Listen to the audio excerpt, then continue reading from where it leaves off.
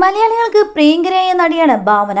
വർഷങ്ങളായി അഭിനയ രംഗത്ത് തുടരുന്ന ഭാവന ഇടയ്ക്കൊരു ഇടവേള മലയാളത്തിൽ നിന്നും എടുത്തിരുന്നു. ഇന്ന് മലയാള സിനിമയിൽ വീണ്ടും നടി സജീവമാണ്.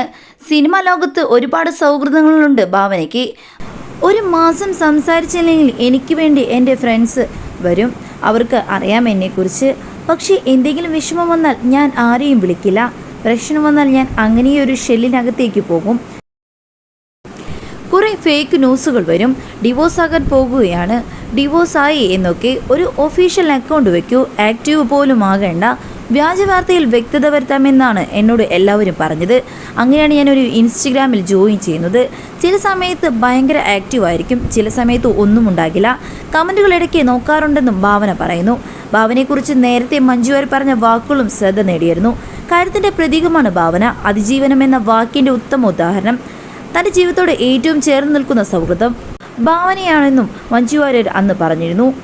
താൻ ഡിവോഴ്സ് ആയിട്ടില്ലെന്നും, എന്നാൽ ഇങ്ങനെയുള്ള ഫേക്ക് ന്യൂസുകൾ വരുമ്പോൾ തനിക്കുണ്ടാവുന്ന മാനസികാവസ്ഥ മറ്റുള്ളവർക്ക് പറഞ്ഞ് മനസ്സിലാക്കാൻ കഴിയില്ലെന്നും താരം വ്യക്തമാക്കി.